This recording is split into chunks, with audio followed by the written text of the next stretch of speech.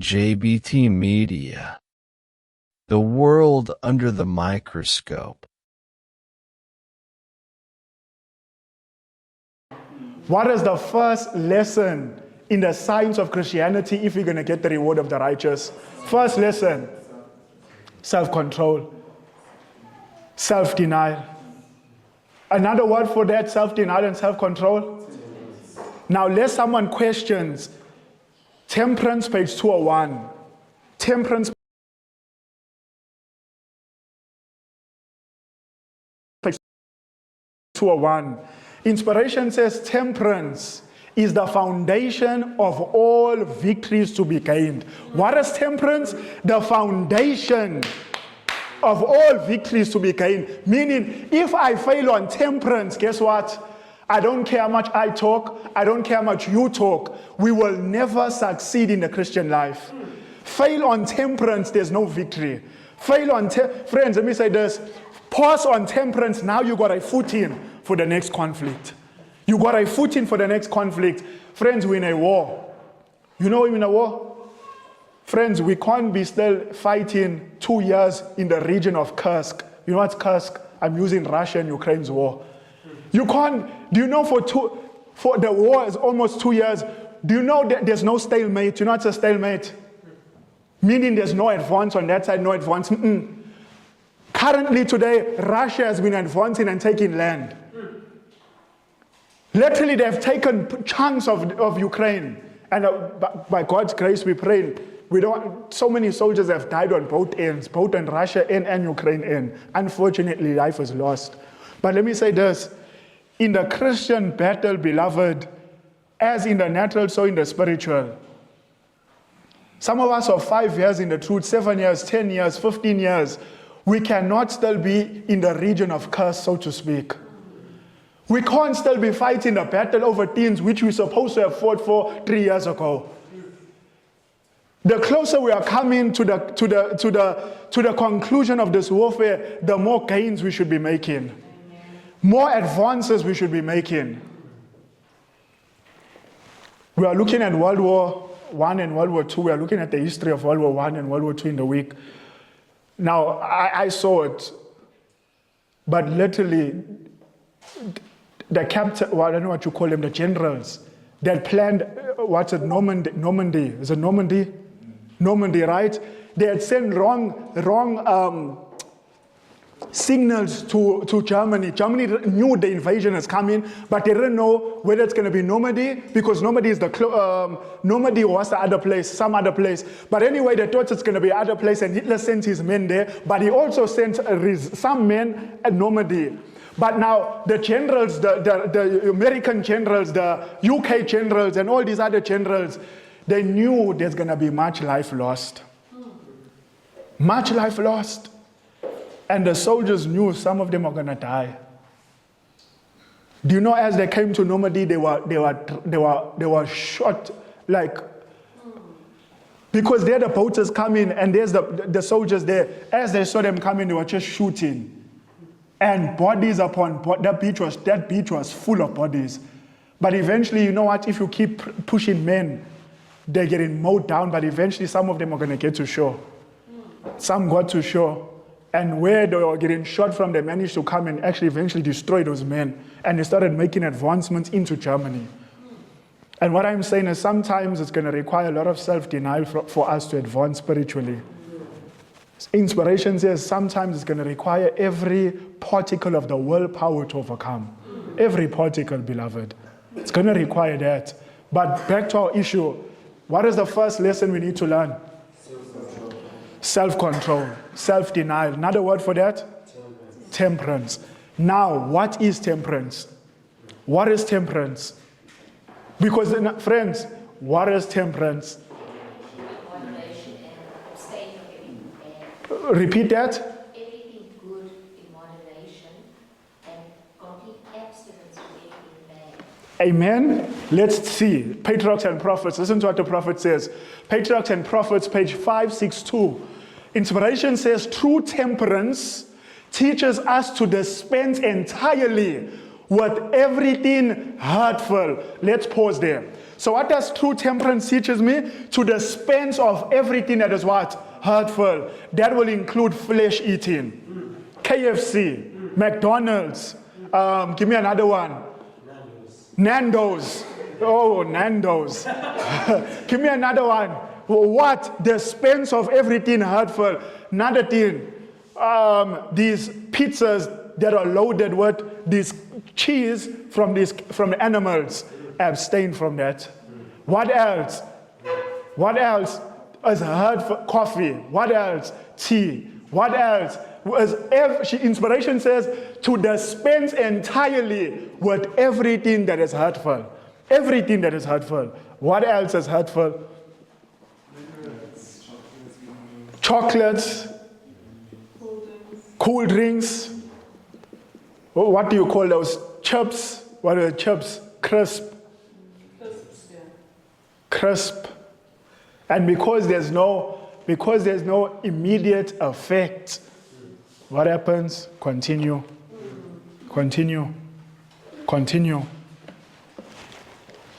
True temperance teaches us to dispense entirely with everything hurtful. You know what inspiration says about tea and coffee? She closes it with liquor. She closes it with liquor. And you know what she says about cheese in the book Counsel on Diet and Food? She says cheese should never be introduced in the human stomach. Never introduced in the human stomach. Never should it be introduced. Then she continues, true temperance teaches us to dispense entirely with everything hurtful and to use judiciously that which is helpful. What is judiciously? Moderation.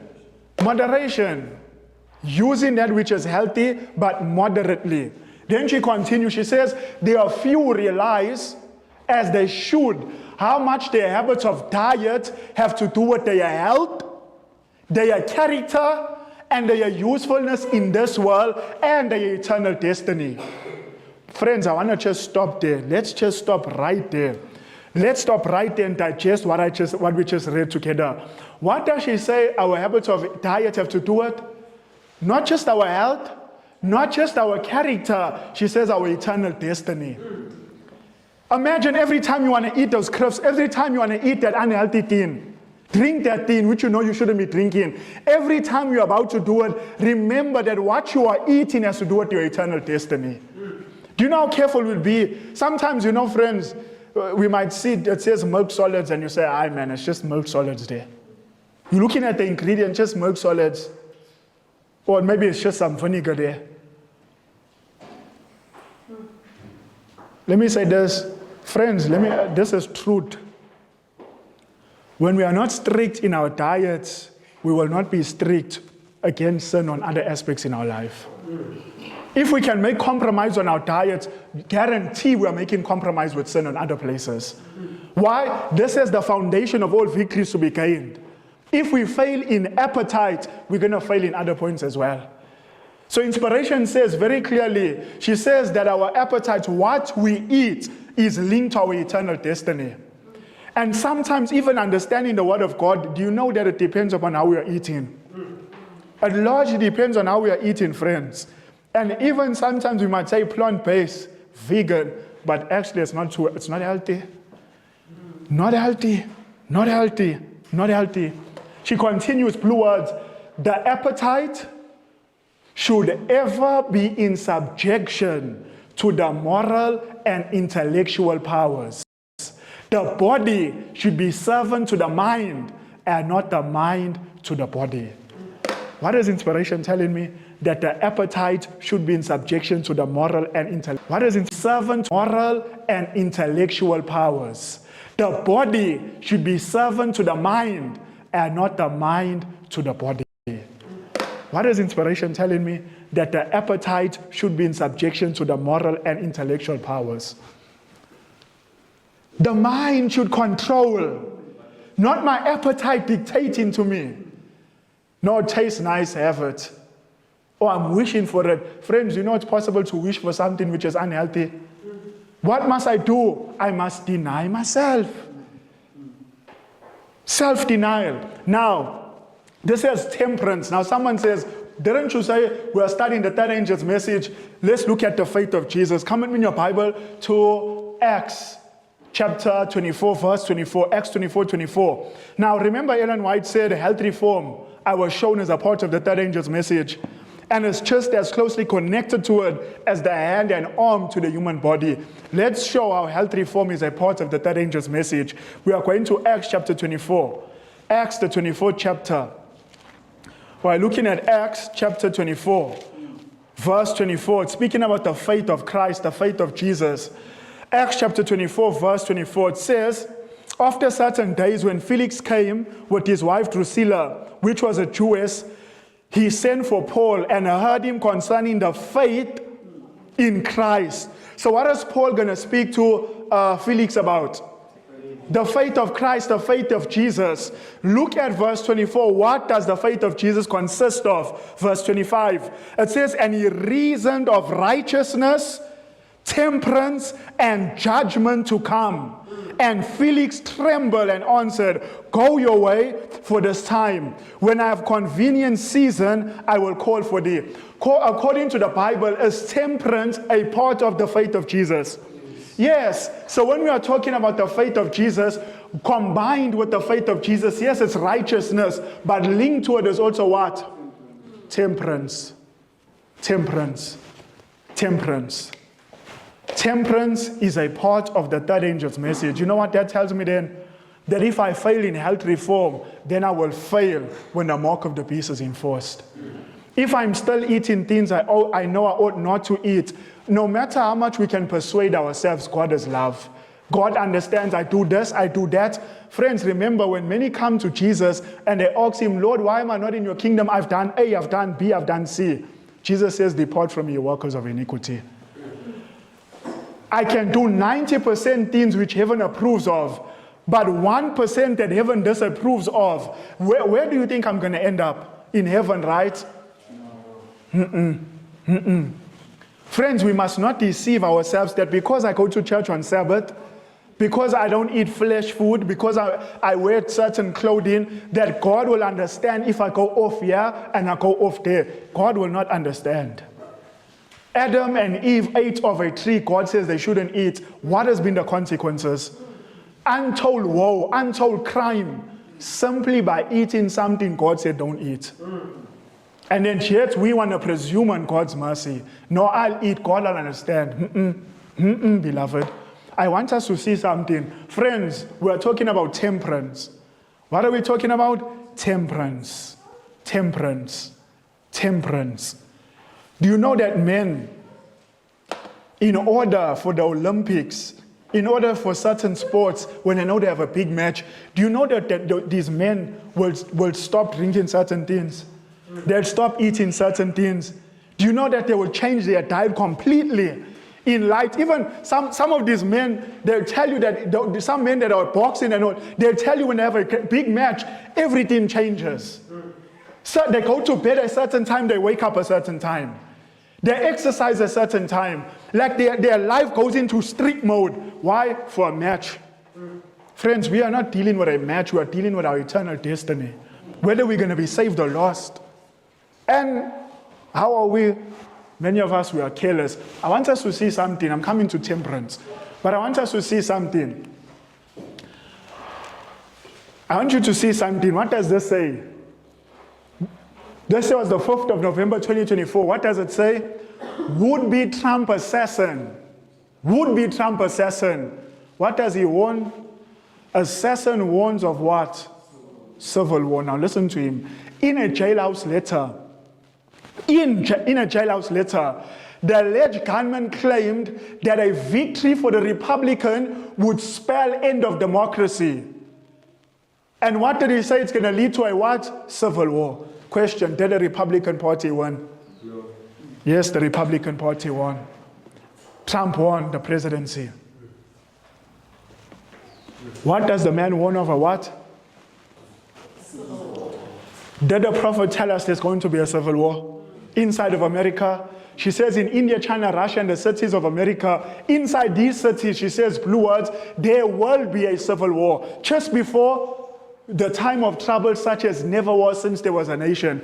So as we are nearing the end, we are going to see a civil war. We are going to see a civil war. Now, when Ellen White wrote this, she wrote this in 1899. In 1899, the first American Civil War has already taken place. It took place in 1861 to 1865. It already took place. So when she wrote this, she was prophesying there was going to be a second civil war inside of America. Now, in order to understand the second civil war, guess what we need to first understand? The first civil war. Because the thing that had been is the thing that shall be. There's nothing new under the sun. I want us to look at the first. Does anybody know what was the first civil war in America about?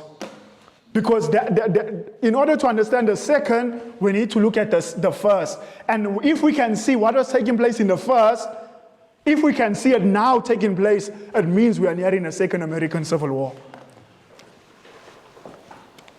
Does anybody know what led to the first American Civil War? What was it linked to? If you read volume 1 of the testimonies, there's entire chapters where Ellen White deals with the first American Civil War. And she tells us exactly what led to the first American Civil War between the North and the South.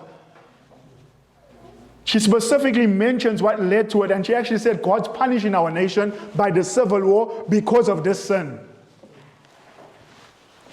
American Civil War. There's the first American Civil War. It says American Civil War, April 12, 1861 to May 26, 1865. Also known in other names was a civil war in the United States between the Union, the North, and the Confederacy, the South. Now, when you read Ellen White's writing, she constantly mentions the North and the South. But let's continue. It says, which was formed in 1861 by states that had seceded from the Union. The South seceded from the Union because they wanted something which the North said mustn't be no more.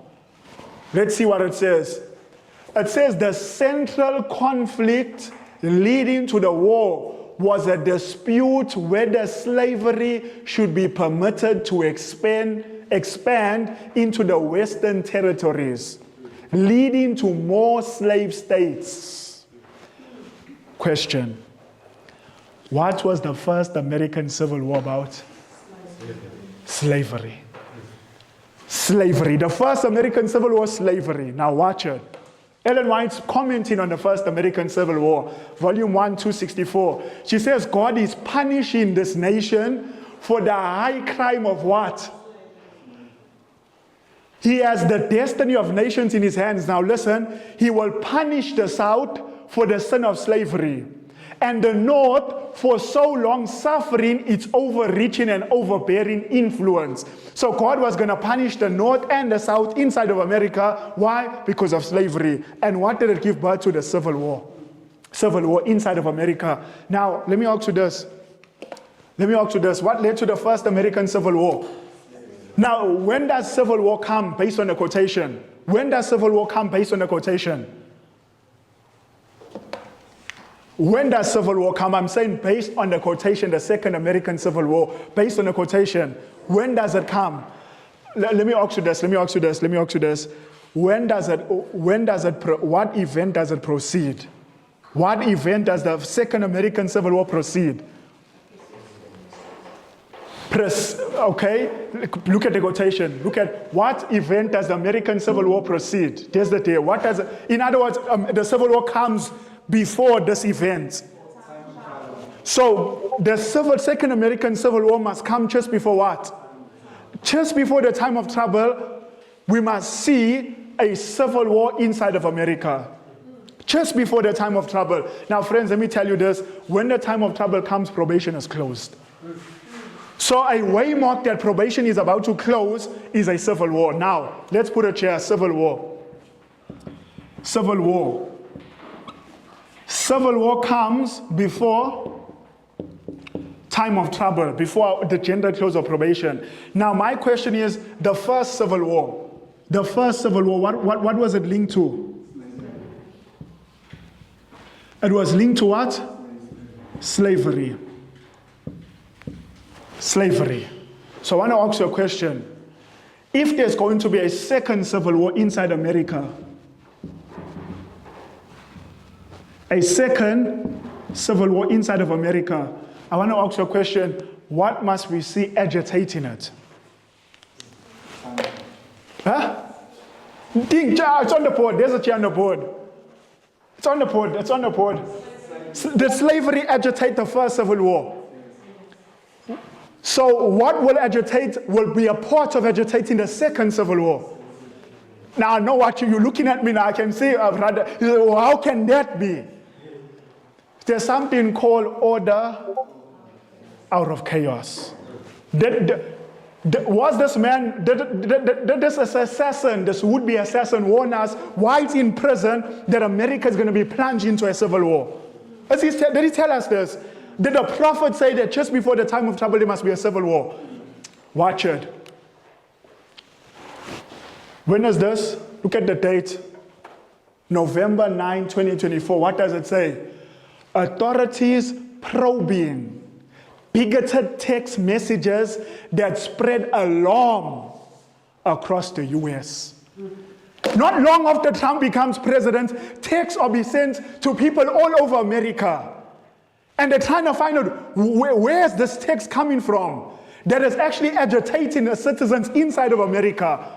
And it's frustrating American citizens where they think that maybe Trump is our enemy. And we should rise up in protest against this government. Let's see what it says. FBI investigates what? The next word? Racist text messages sent to black people across the US. Are you getting some more evidence now? So these text messages are specifically identifying only black people inside of America. What kind of text? Racist text. Let's go deeper. Let's go deeper. Racist texts about what? Slaves and picking cotton sent to black people as state AGs, colleges, and police probe their origins. When was this? November the 8th, 2024. What texts are these people receiving inside of America? That you're all slaves. And we're going to make you slaves under this administration. Our friends, think of it. What do you think has been probed? What has been pushed here? Civil war. It says here, Fox selected, this is what the text said. The text that they received, these are all across United States. What was on the text? It says to them, selected to be a slave. Think, friends, now when these people are reading this, that you selected to be a slave. What part of America is it's drawing their mind back to? Slavery inside of America. What happened inside of America because of slavery? Civil war. Whereas some of us look at this, we're almost asleep, we don't understand the significance of this. Selected to be a slave, racist text sent to black Americans in multiple states. Not just one state inside of America, but multiple states. Friends, where do you think we are heading? We are heading to a civil war.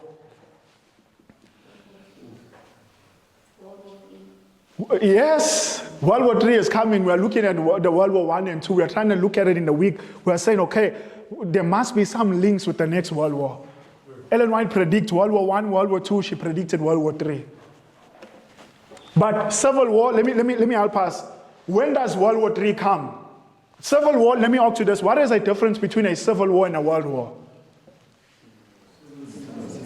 Civil war is an internal war. See, America's fall, America's collapse, America's fall is not going to be, see, when you read the rise and fall of nations, it's always another nation conquering and becomes a superpower. Babylon, Medo-Persia, Greece, Rome, always another nation conquering another nation and becomes a superpower. But not so with America. America's collapse is not Russia defeating America, not China defeating America. It's America defeating itself.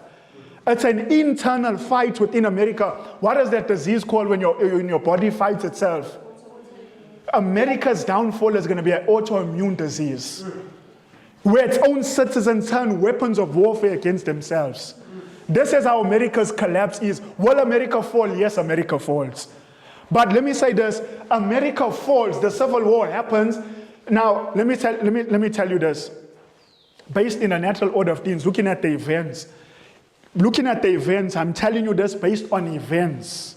Not based on anything, but based on events. And based upon what's been said and what we are seeing in the world and in America. Based on the events, let me ask you, is a civil war looming today in America? Are we far from a civil war, or are we very close to a civil war? Very close to a civil war. Very close. Now, friends, let me say this. When does civil war make a nation go up? Or does civil war, I'm asking, in any nation when there's internal fighting, does that help the nation or does it bring the nation down? So America is going to fall. This is going to bring the fall of America, so to speak. The fall of America. But let me ask you this. Will America stay down, or are they going to seek to lift themselves back up? They're going to seek to lift themselves up. But I want to ask you a question. Based on Great Controversy 590, what does Ellen White say that they do to lift themselves back up? Both temporal prosperity and to bring divine favor. She mentions these two things. What does America do to bring itself back up? What does it do to bring itself back up? Great Controversy 590. Inspiration makes it clear that they enforce a Sunday law to restore divine favor and temporal prosperity. So Sunday comes to fix America. The National Sunday Law comes to fix America. Now, friends, the National Sunday Law or the Sunday Law, they call it, they're going to have a day of worship. They call it a day of worship. And let me say this. The Bible refers to this issue in Revelation chapter 13, verse 15 to 17, as not so much by words, but the Bible refers to it as a new world order. Why? It's a new world order because this order doesn't exist today. It's going to be introduced. Now, when Trump gave his victory speech, straight after it was announced, it was announced by Fox News that the Fox, and even when Fox announced it, because it was so early, they said based upon Fox News, we announced that the winner now is Donald Trump. Why? Donald Trump hits 270. The electorate vote 270. Once you hit 270, it's like, man, the other person, there's no chance. You get more votes, you can get more. How do I explain this with America? There's the electorate vote and there's the popular vote. In other words, you can get more votes and still be the loser. You can literally get more votes and you're not the president. What you need is the electorate vote. In other words, how do I illustrate this? I'm not going to go into that and explain that. That's going to take my time. But in one state, you can have 80 Democrats and 20 Republicans. Who's going to get more votes in that state? 80 Democrats, 20 Republicans. The one with more people, right? Next state, it's 60-40. 60-40. The one who has 60 is going to get more votes. Let me illustrate it like this to you. Let's just put here state 1. There's a state here. There's another state, state 2. Let's just put state 1, state 2. In state 1, let's say there's 80 Dems and there's 20 Republicans. Next state, state 2. It's 40 Dems, 60 Republicans. Next state, let's put state 3. We put again 40, 60 Dems, Republicans. Now I want to ask you a question. All right, do I have 3 here, right? 1, 2, 3 states. I want to ask you a question. If you're going to look at the overall, who wins the state, that's how it works, who wins the state. You understand what I'm saying? It's who wins the state. So there's quite a few states in America. So they don't count. They count, you won this state, you won that state, you won that state. Whoever wins the most states is the winner. Are you understanding? It's not vote, it's the state. So it's possible to win more states but not have the popular vote. You understand what I'm saying? Let me show you this. Who's the winner here? Who's the winner here? I'm just helping you understand this because who's the winner? Trump won and then America's going in a direction. Who's the winner here if you look at these things? I'm saying by state. By state. If you look by state. Look at, this is state 3, right? This is state 3. I'm saying by state who won. See here, 60-60, right? So it's a Republican, but let me ask you, who has the most votes? Can you see 80, 40, 40? But, okay, there's also, it's actually, it can be, on the other end, it can also be 60, 60, and 20, so it'll be 140. 80 plus 40, 120 plus 40, 160. So who has more votes? Can you see that? So what I'm saying, it's possible in America for someone to have more votes and still not be the president. This has happened many a times, but for this election, what's different? Trump had more votes and he was still the president. He won more states and he had, it was like a first for the Republican Party for many years. Many years the Republican Party they've never, even when they won with Trump previous election, he never ever had a popular vote. But Satan worked in such a way that men of influence united with Trump. You say, which men of influence? Joe Rogan gave his endorsement for Donald Trump. Elon Musk spent millions to get Donald Trump to be the president. Now, both these men are living godless lives, don't believe in God. But they were used as agents to bring Trump to victory. Not so much Trump the man, but what Trump stands for and Bible prophecy. Now, that's just a side note to show you Trump won both popular vote and he won the state, the electorate vote. Now, I want you to see this. When Trump gave his victory speech, this here was his victory speech, when he gave his victory speech, Trump mentioned something which is interesting, very interesting in his victory speech. And I want you to hear what he said. He said something that America now and the world is about to enter into a new phase. Listen to what he said. Listen to what he said. This will truly be the golden age of America. That's what we have to have. This is a magnificent victory for the American people that will allow us to make America great again. Now, I want to pause it there. Do you know when was America great? When was America great? In other words, what made America so wealthy? Do you know what made them wealthy? It was slavery.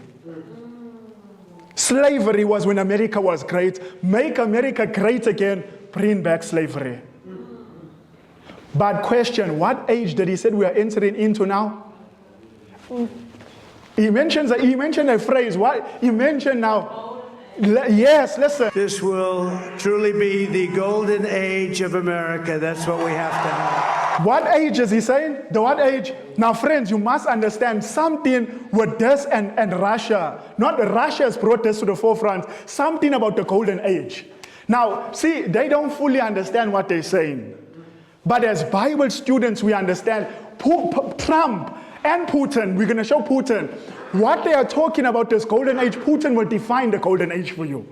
The golden age, I'm telling you that the golden age is linked to the National Sunday Law or the New World Order, this golden age. Another word for the golden age, which was also linked with the pandemic, is something called the golden billion. Russia calls it the golden billion.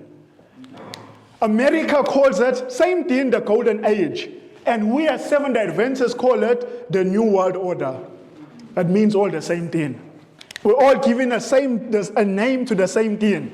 Now I want you to see, now listen to the golden age and the golden billion, that these two things are the exact same thing. In fact, in an article written in 1999, Karamors argued that while the elites in these rich Western countries do not refer to themselves as golden billion, the theory actually emerged from a combination of two major Western ideas. One, that of a golden age of prosperity, and pause there. Did you get that? I'll have to play that clip again. I'll have to play that again. Now, before I play that clip, let me help us. It says here, the apocalyptic vision behind Putin's golden billion argument. So Putin is the one constantly speaking about the golden billion. Now, what is the golden billion? Now, I want us to listen to Putin speak about the golden billion. It says here again, and then we'll link it. Golden billion, Putin's favorite, now they say it's a conspiracy, explains his worldview and strategy.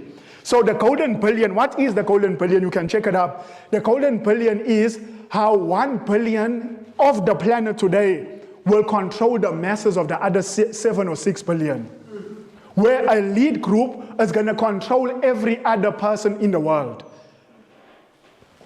Golden billion. Listen to what Putin has to say on this issue. Тотального доминирования так называемого золотого миллиарда несправедливо. Ну почему вот этот золотой миллиард из всего населения планеты, почему он должен доминировать над всеми, навязывать свои правила поведения, основанные на иллюзии исключительность? Она делит народы на первый и второй сорт, а потому является российской и неоколониальной. Okay, the screen is a bit to sort this out. But did you hear what Putin said there? This golden billion wanting to control the masses. It was there in the bottom. It was there in the bottom. The model of total domination of the so-called golden billion is unfair. That's how he starts. The golden billion controlling the masses. Question, does the Bible teach at times coming where a few will control the masses? Yes. Now I want us to listen that this golden billion, Trump just mentioned we are about to enter into this age of the golden age. Now listen, is the golden age the same thing as the golden billion? This is what I want to listen to. Listen. in fact, in an article written in 1999, Karamors argued that while the elites in these rich Western countries do not refer to themselves as golden billion, the theory actually emerged from a combination of two major Western ideas. One, that of a golden age of prosperity. Now pause. The golden billion, even though he said the West does not use the words, what word do they use? Golden age of prosperity. What did Trump just say America is about to enter into and the world? Another word for the golden age is what? Golden billion. Golden billion, friends. Elon Musk posted this on Twitter, him and Trump. And look the words that he put as Trump won. What words did he put? Novus order seclorum. Do you know what that means? Novus order seclorum. New world order. New world order. Did Elon Musk make a mega death reference of the Donald Trump's win? Friends, check up that word, Nova order seclorum. It's new world order. Elon Musk is telling you straight that we are now about to enter into a new world order. A new world order.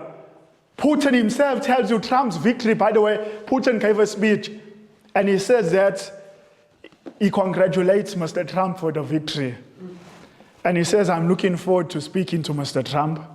He says Trump is a very brave man. To get shot and then stand up and fight, he says he's a very brave man. But in the speech, he says we are now going to enter into a new world order.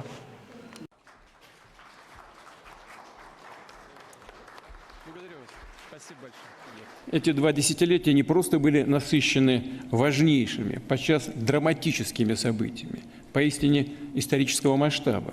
На наших глазах формируется совершенно новое мировое. What he basically says that we are now, Trump's victory means we are now going to enter into a new world order. As Elon Musk said it, Putin said it, and Trump himself said it, the golden age, golden billion. President Putin has congratulated Donald Trump on his victory. The Russian leader said he was ready to talk to the president-elect as any ideas on ending what he called the Ukraine crisis were worth considering. Steve Rosenberg reports now from Sochi in southern Russia. World leaders have been queuing up to congratulate America's new president. Добрый день, уважаемые дамы и господа. Vladimir Putin, though, had stayed silent. Till now. Donald Trump will love this. Его поведение в момент покушения на его The way he behaved during the attempt on his life, that made an impression on me. He's a brave man. Человек проявляет себя. Then more praise, as the Kremlin leader said he's ready to talk to Trump. То, что было сказано по стремлению. What he said publicly about wanting to improve relations with Russia and resolve the Ukraine conflict, I think that at least deserves attention. I would like to take this opportunity to congratulate him on his election as the US president. In Donald Trump's first term, relations with Russia. Now, I want to ask you a question. Did Trump say he's going to end the war between Russia and Ukraine? Yes. Is Putin looking forward to that? Because based on J.D. Vance, that a part of the plan is that Ukraine leaves that land which Russia has already conquered. That land becomes Russia's, and Putin's happy with that agreement. And as give me this land, and then Ukraine becomes a neutral state, says, I'm happy. As long as Ukraine does not join NATO, and Trump is clear that he's not going to allow Ukraine to join NATO, Putin says, I'm happy with that. Is there going to be temporary peace between Russia and America? Is there going to be peace between China and America? Yes. Trump says he has a good relationship with Xi. He said he has a good relationship with Putin. There's only one person I think he's going to have to work on, is the Kim Jong-un. I was going to show you the clip, I just couldn't cut the clip, where Trump, when he was previously president, said he's going to completely destroy North Korea. He was speaking to the United Nations and he says, I'm going to completely destroy North Korea because they're making nuclear weapons. Kim Jong-un came out and he said he wants America to know and Donald Trump to know that he got a red button on his table. He said it clear, he says, this is not a threat, it's just a fact, exact words. And then he walked out. In other words, you want to have war with us? He says, I got the nuclear button on my table. Not long after that, Trump went to go meet him in North Korea. They met there. They met, Trump calmed him off, didn't want war. But nonetheless, now they have rockets. You saw a couple of weeks, you showed you that he tested a ballistic nuclear head that flied up high, out into space and then came back and landed. And what basically he can do now, Russia gave any place on the planet, they have the ability to hit any nation on the planet. Any country, they have the ability to do. Now, I'm going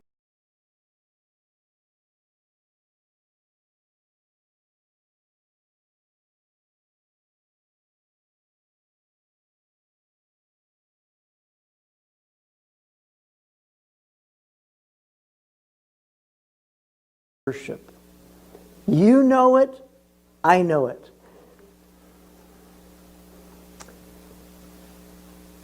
Both dominated. You say, well, prove it. Well, let's do that. Revelation chapter 17, verse 1, verse 2, and verse 18. Notice what the Bible says. There came one of the 7 angels which had the 7 vials and talked with me, saying unto me, Come hither. I will show unto thee the judgment of the great whore that sitteth upon many waters, with whom the kings of the earth have committed fornication. and the inhabitants of the earth have been made drunk with the wine of her fornication. So through verses 1 and 2 of Revelation chapter 17, we are told that the kings of the earth have committed fornication with Babylon the Great.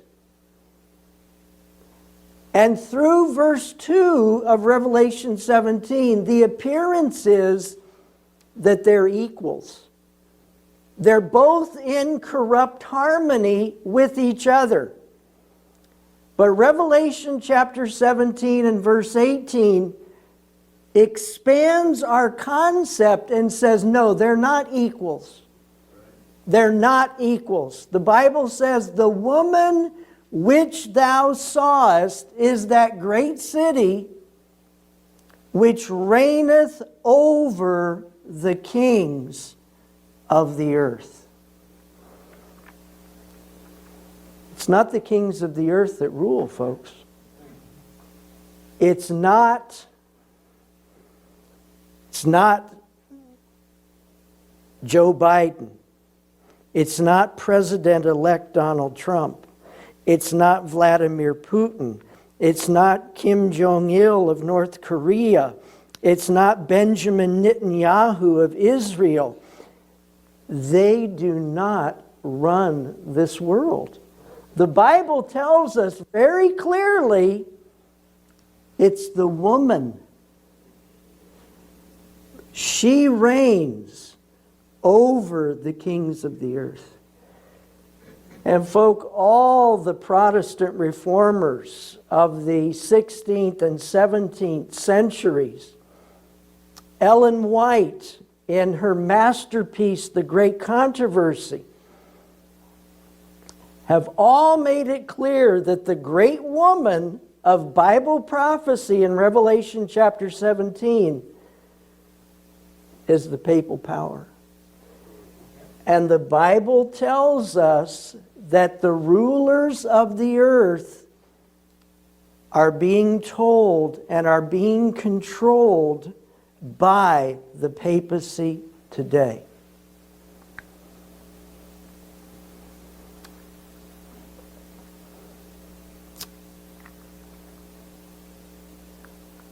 Now, what mechanism do they use to control the kings of the earth? Well, in America, they use the Council on Foreign Relations. To these dots, this part of the statement is from my book, The Enemy Unmasked. The rest of the statement, down here, is Barry Goldwater's book, With No Apologies. Barry Goldwater was a politician in the 1960s and 70s who actually ran for president at one time. The Jesuits knew they had to have greater control of the mass media. More congressmen in their pocket, more businesses had to be dominated, and the office of the president had to be controlled. When these things were accomplished, the Jesuits knew that they would have no trouble convincing a blinded and deluded American people into eventually surrendering their sovereignty to the United Nations. In order to accomplish these things, the Jesuits created the Council on Foreign Relations. The Council on Foreign Relations, folk, was created around 1920. When the United States refused to join the League of Nations. During elections, we are given a list of candidates for which to vote. The Jesuits make sure that all these candidates are either Jesuits or sympathizers. Actually, the Jesuits control both major political parties in this country. In other words, no matter who gets into office, the CFR Jesuits will carry out their policy through their candidates, and it makes no difference which party the candidate chooses or which candidate is elected. This means that elections are a huge scam that is practiced on the American people in each election. Folks, think back to 2004. Just for a brief example, George Bush, the Republican, John Kerry, the Democrat. They were both members of the Skull and Bones from Yale University. Folk had no choice. Pick your poison. Now, from Barry Goldwater's book, and he was a senator, a political, he said this: when a new president comes on board, there's a great turnover in personnel, but no change in policy. Example, during the Nixon, a Republican, years, Henry Kissinger, CFR member and Nelson Rockefeller's protege, was in charge of foreign policy. When Jimmy Carter, a Democrat, was elected, Kissinger was replaced by Zbigniew Brzezinski, a CFR member and David Rockefeller's protege.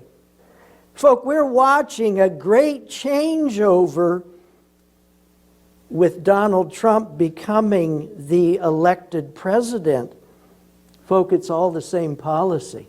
It's just that Joe Biden and Kamala Harris were coming at it from the liberal far left. Donald Trump is going to come at the same issue from the conservative far right. Same thing, folks. Two opposing forces: liberal left, conservative right, battling it out each from an opposite extreme. Rome controlled Biden-Harris. Rome controls Donald Trump. Then the synthesis comes, the plan that Rome wanted all along, and the people will make the cry for this to happen. Presto. Biden and Harris, a liberal mess on the far left. Donald Trump, conservative, far right. And what will be the synthesis? What is the goal of both these parties? The goal is Sunday. Visit J.B.T. Media on all social media. Like, follow, share, and subscribe. Thank you.